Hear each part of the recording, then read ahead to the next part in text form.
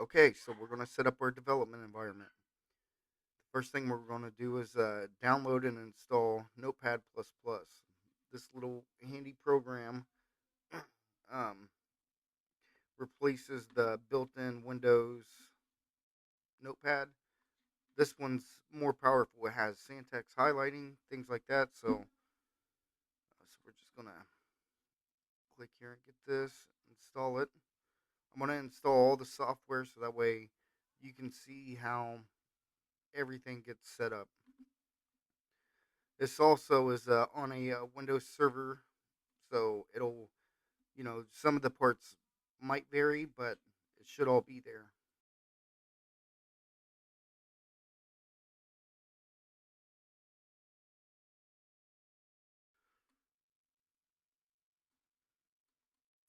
Okay, so just go through, get the defaults, and then we can let it run right here so we can see what it looks like. And I can show you the interfaces. Let's see, yeah, something failed. See, it's just a pretty notepad interface, so we'll close it. We don't really need it right now. All right, so the next thing we're going to do is download and install Lucee. Lucee is our main primary web server that we're going to be using. And right here, they got a Windows installer.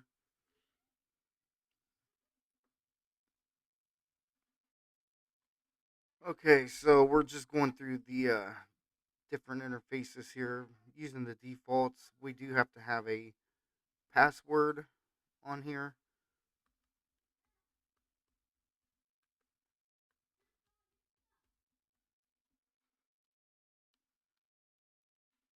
Still just using all the defaults for now. We're going to skip it.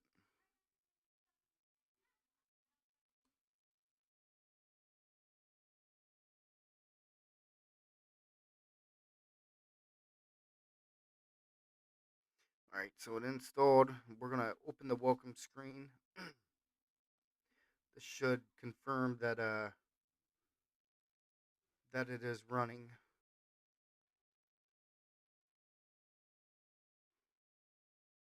Okay, so we got our welcome page. It's on index.cfm, so that's good.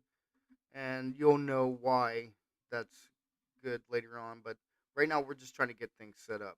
So we can see right here that we are running on our own web server. So we're going to move on to the next thing. The next thing is VS Code. So this is my choice of development environment. There's a lot of different ones.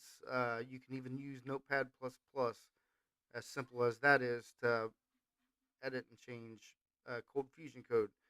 So if you're following along with this guide and don't have a preference right now, then I would suggest just getting Visual Studio Code for now. That way you can follow along. So let's go ahead and download and get this going.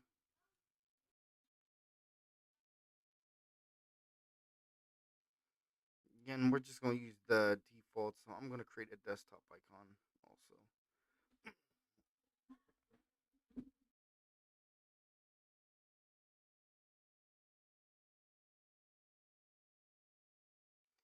So we're going to go ahead and launch it.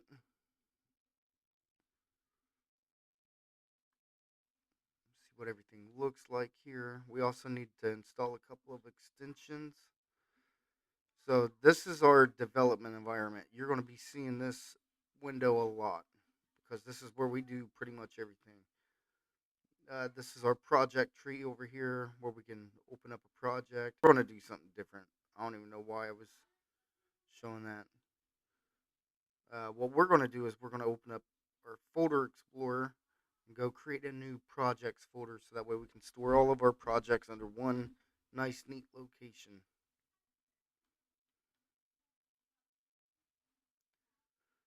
So just right here in the C drive, let's make a new folder called projects. And then inside here, we'll do a hello world project. Now we're going to use VS Code to open this up. So Go to File, Open Folder, and go back to our C drive and open up our Hello World project. And inside of here, we're going to create an index.cfm file. Now, CFM is the Coldfusion language file extension. CFM also stands for Coldfusion Markup, or the long version CFML, Coldfusion Markup Language.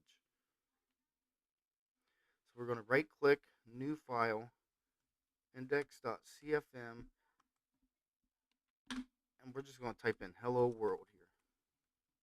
That's it, and save it. So we have this project. Now we want to be able to do the same thing that we did up here with the default Lucee document. So there it is.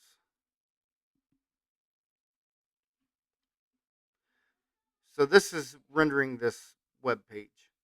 We're wanting to do the same thing, but from our project folder. So what we're going to do is we're going to go edit our config file and add that other location. So if we navigate into here, into our Lucee folder,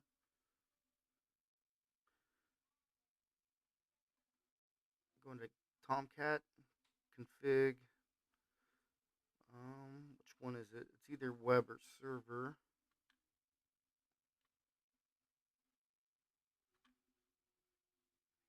Okay, so it's server.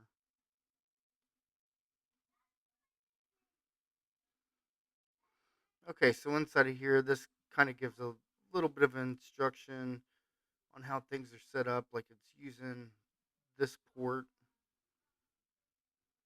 to serve the web pages off of. And then we have some stuff down here, right here. So host, so we can add multiple hosts inside of our project. Okay, so we got some examples here. So that's what I was looking for. So these examples are kind of showing us how we can set this up. So we're going to copy this first example and paste it right here. Now what this does is it creates a mapping from our address bar to a local document folder.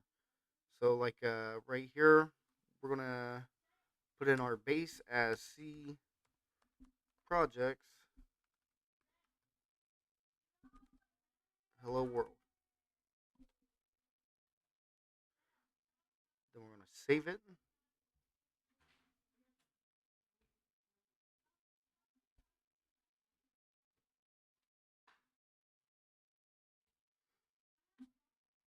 And then we're going to give it a name here. So we're going to do like project1 dot test. So we save it. So now we want to be able to go to project1 dot test and it navigate us over to here. We This won't work yet because this doesn't exist. We have to add that into our host file.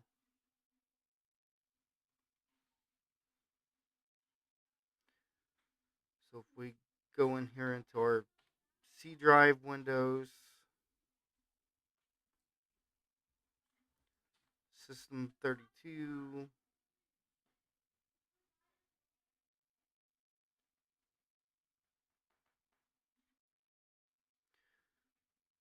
drivers, etc, and here hosts.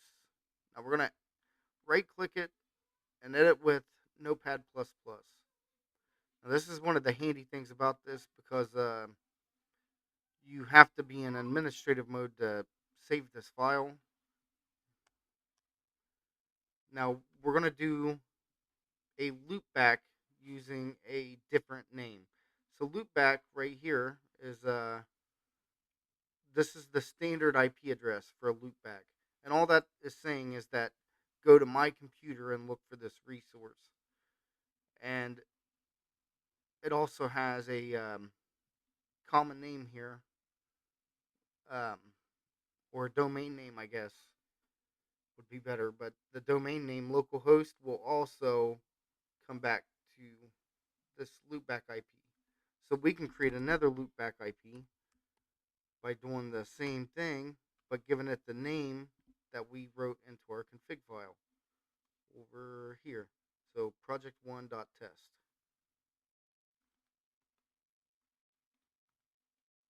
Now when we save this, we should be able to navigate to this on our port on port 888, and then we hit enter, and it didn't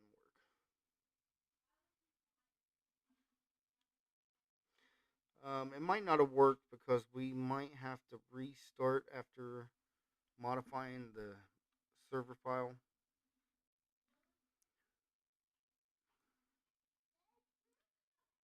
So we're going to come in here, find our web server in that task, click on services, go down to Lucee, right click and start it back up. Now we're going to try to refresh this and see what we get. Okay, so that worked. And now we got our hello world message here. Okay, so this gives us our foundation for our setting up development environment. Um, Now this is the ID. So this is what was the other part that we were talking about. So the extensions. So this is a CFM file, and we don't really have any extensions. So there's no special highlighting or anything for us right now. Over here on the left hand side, we come down to this bottom box here, click on that, and this gives us a search for plugins. It's thinking here. We have this one right here, CFML. So we're going to install this.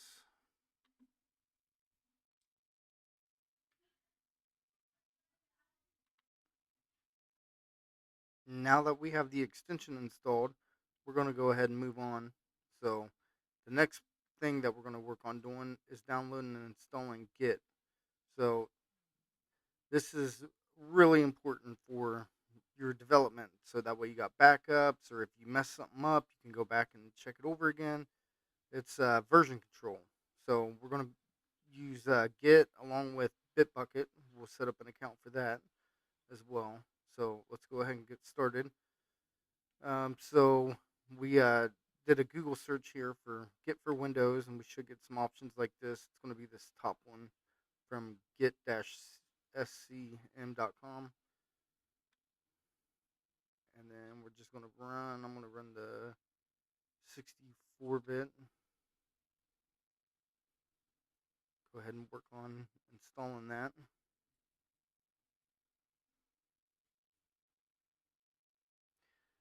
You'll definitely want to be using Git and version control because, like I say, it's a lifesaver when you mess something up and you're like, I don't know what happened. Well, all you have to do is roll back.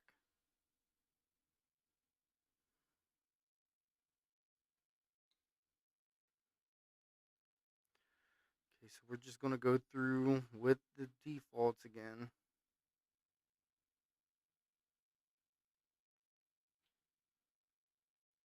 Get through everything. Thing that we need to do, we got our hello world working.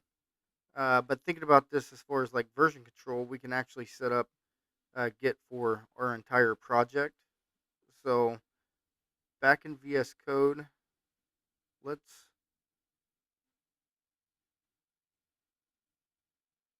close this.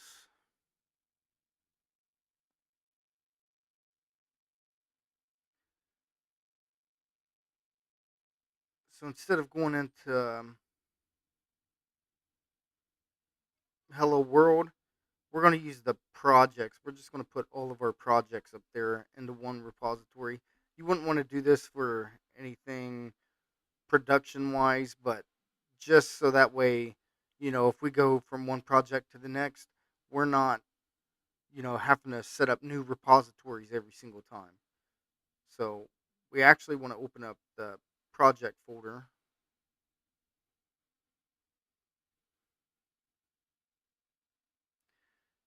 And then we also want to go back into Notepad++ or server um, config here.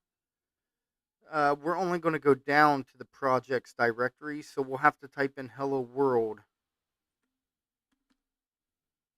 to get to the hello world project.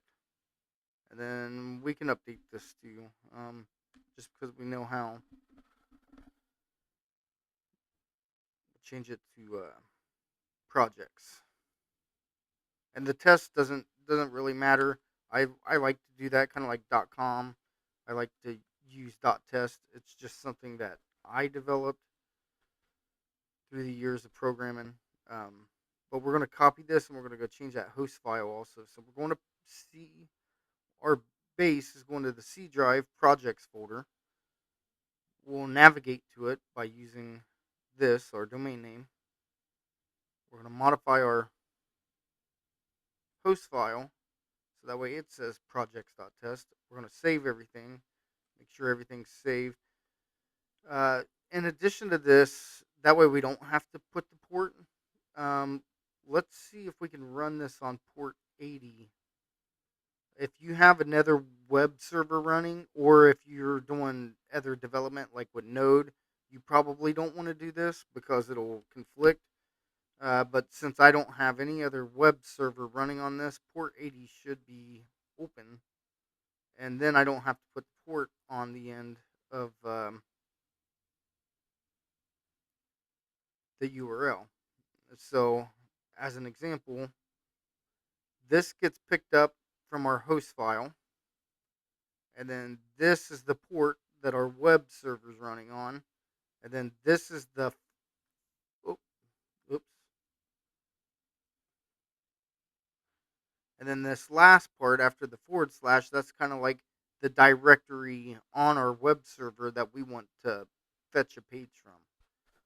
So that's how our navigation works.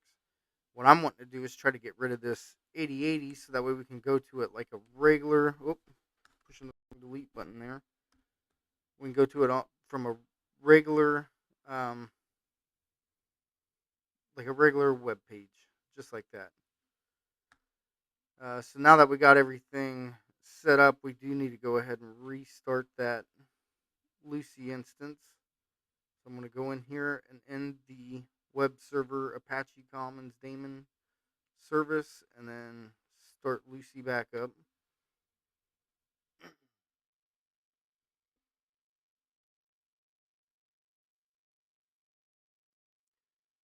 Okay, so while we was doing that or get finished, we don't really need to launch anything. Now with the Lucee instance restarted, we should be able to navigate back to our project, but the URL will look a little bit different.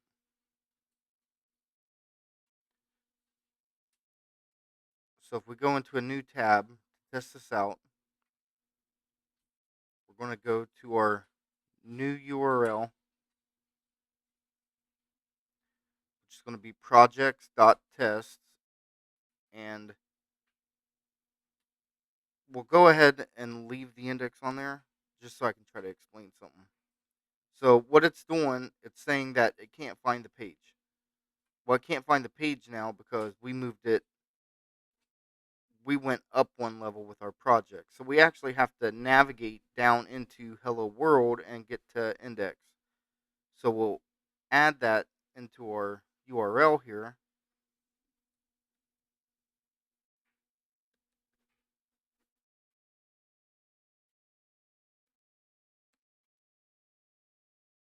Okay, so now we can get to this. One last thing here for this video.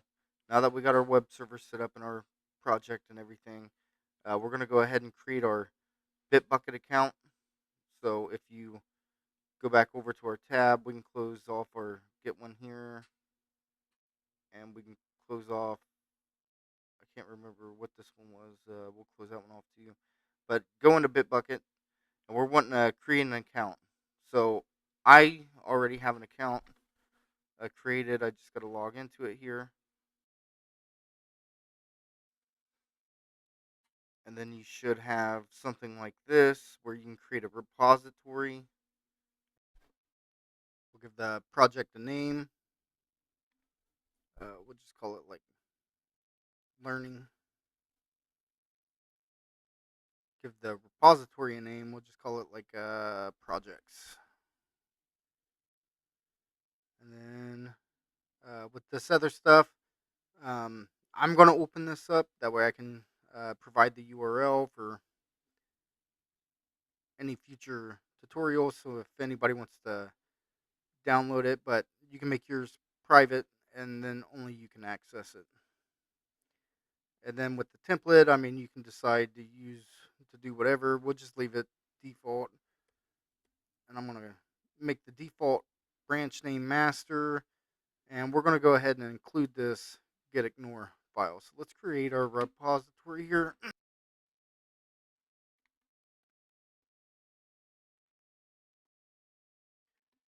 Okay, here we go. So we got a blank empty repository. Well, I guess it's not empty. It has these two files. But what we're going to do is we're going to come over here and we're going to get our clone URL here. Um, there's also this VS Code. You can import it in. What I prefer doing is doing it through the command line. So if you're following along, you can do it along with me, or you can try to go this route if you prefer. But we'll click this button to copy our code here, and then we're going to go open up our folder.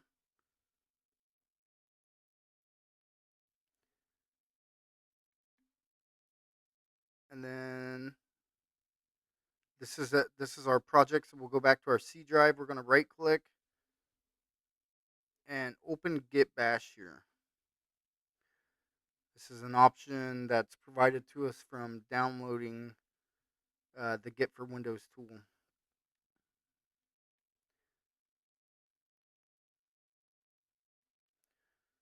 We'll let it load up here. Right click and then paste our clone link and then hit enter. Okay. So it's because it's not empty. So we can fix this real quick. Let's go to C drive. We're gonna just rename this one to something simple, and then we're gonna copy our contents back over. So let's paste that back in there and try one more time.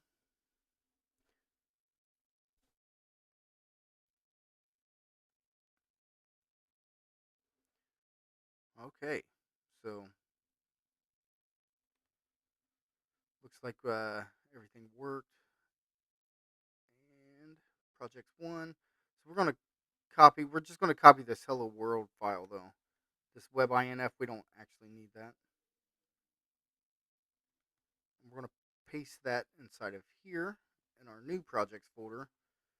Go figure out what all was upset. Nope, this worked out pretty good.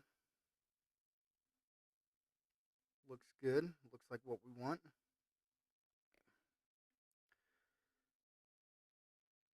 So the next thing we want to do is we want to be able to push our code up into this repository. So what we're going to do is we're going to close VS Code and open it back up real quick.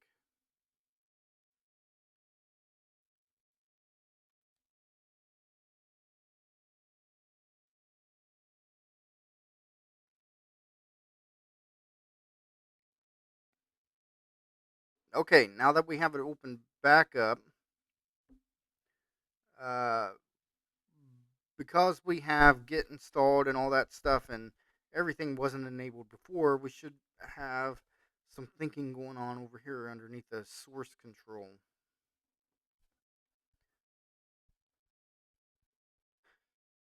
So source control, this is going to find our changes, identify our changes in our files and stuff, and it's going to push those changes back up to our repository. Now, the cool thing about this is like for continuous integration type environment where you want to be able to move your code around. Like, say you have production and all that stuff, you can have different branches. So, like on branches here, we can create sub projects off of our main branch and keep the main branch for production. So we're not moving any changes into production until everything's been tested, all that stuff. So that's how like the professional environment would work. We're not going to break it down that much. This is just kind of like a crash course. This is getting you familiar with the tools that you're going to be using throughout, learning with me or, on your own personal projects or anything like that. Commits, this is anytime you make changes, uh it'll be a commit. So we're going to make a change here. Actually, not make a change. We're going to push our changes inside of our project. So like this hello world folder and this file, these are these are new to the project because they only started with this. So I'm just checking here. Oh, I wanted to check this. So get ignore will ignore common things like test files, logs, stuff like that. Things we don't want inside of our repository.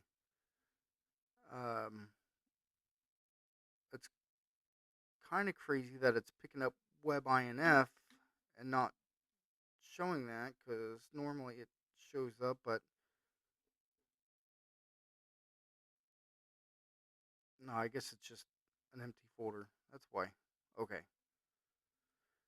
Um, anyway, actually, we do want to do that. So WebINF, we do not want to include WebINF.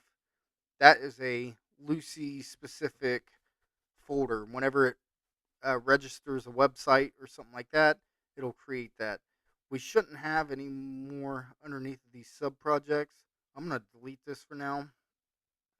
One cool thing about WebINF is that if you do delete it, Lucee will rebuild it. Of course, this also has some settings inside of your administration file. So since it's early on, we're deleting it. If it was a major project, we'd probably do a backup and all that stuff and then delete it. But we're not worrying about that right now. But we do want to include WebINF to our get ignore file here. And you'll see it'll actually gray this out. You see, because that's not going to be included inside of our pushes. So any new environment, whenever you download it, you're only going to get this index file. You set it up the same way we did, and it'll rebuild this WebINF. So we don't want to include that into version control. So now that we do have changes, we'll go look at our changes inside of source control. We can see here that we have a get ignore, which is a update modified, and then we have an untrack file, which is an add. So the add, if we double click on this, it's going to do a comparison. It never existed, so everything's new. Now with this, you're going to find that there was a version before, and now here's the new version that we're adding to. The cool thing about this is that when we make this commit, if we mess something up, we can roll back to this version right here. So think about that, and for the future when you're doing big development, big projects, things like that and stuff, and oh man, we messed something up or something, you can easily roll back production, and then figure it out later. So version control, I really love it.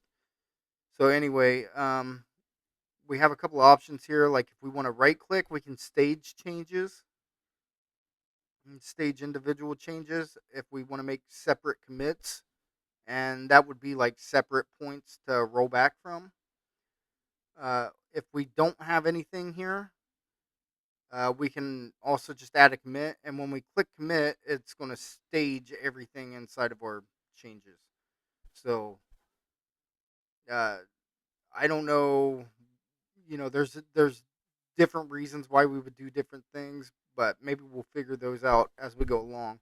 for this one, since everything's simple, we're just going to do like our first code push, and then we're going to click this. We're going to click this arrow and try to do like a commit and push at the same time. So this does both of them. It's going to commit it and then push it. You can also commit and then not push it, but then the changes didn't make it. Okay, so if you get this error message, we have to do a little bit of configuration here. So let's see, this little box popping up. Um, I was thinking that Git used credential manager of some sort now, so maybe yours will pop up and it'll ask you to log in through the browser or do something cool like that and be smart. But if you end up getting this, you have to configure these. So you would do git. Let's see. Actually, I can't remember the syntax off the top of my head, and that's another good point that I should bring up. Remembering syntax is very difficult. Remember how to research it. That's what you really need to do, because you're not going to remember five different languages and everything about them. But as long as you remember relative, like, how to get the answer, you never have to worry about remembering everything exactly. So we're going to do git configure username and email. That easy, huh? Okay, so we'll just pull this down here and let's retry this. Git config global user dot email, and then we got to do some double quotes here. So we'll do cotton.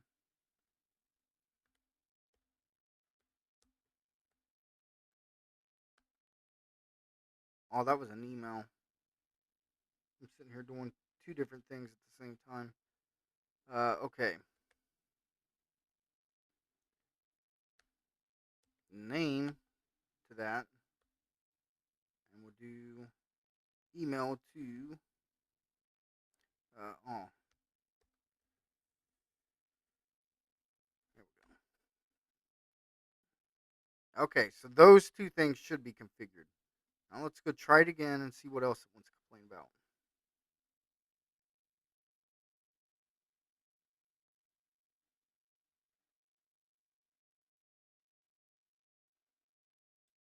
Okay, looks like it took our changes that time.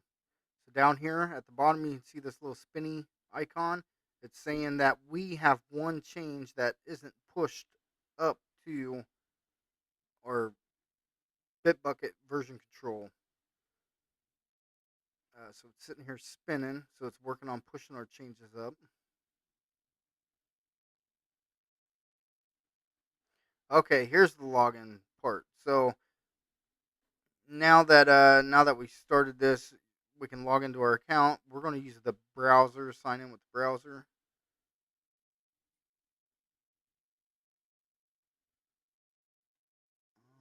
Did that actually do anything? Just still thinking and loading. Probably going to use like Edge or something. Nope, there it is. I just got to stop talking ahead of it, I guess.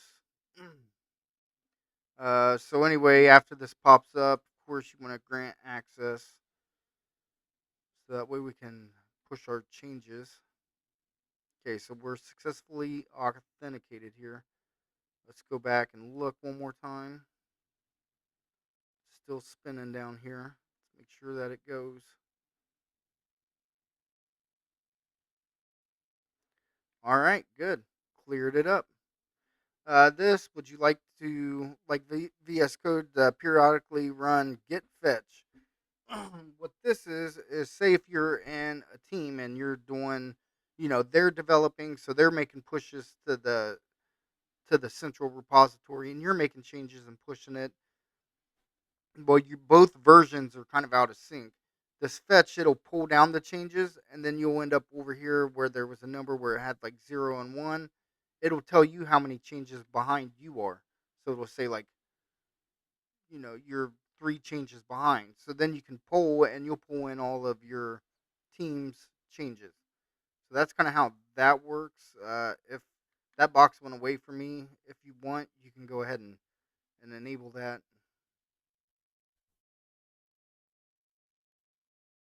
And I know this is probably a lot. I think we're pretty much close to wrapping up here. I just want to show you one last thing as far as our version control goes. So when we get back over here into Bitbucket and we refresh on commits,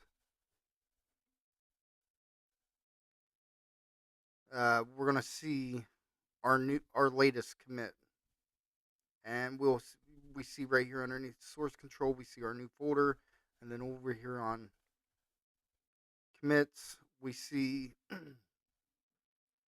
that we have our first code push here. Okay, so that's pretty much it for this video. Hopefully, there wasn't too much confusion. If you have any questions or anything, feel free to drop comments down below.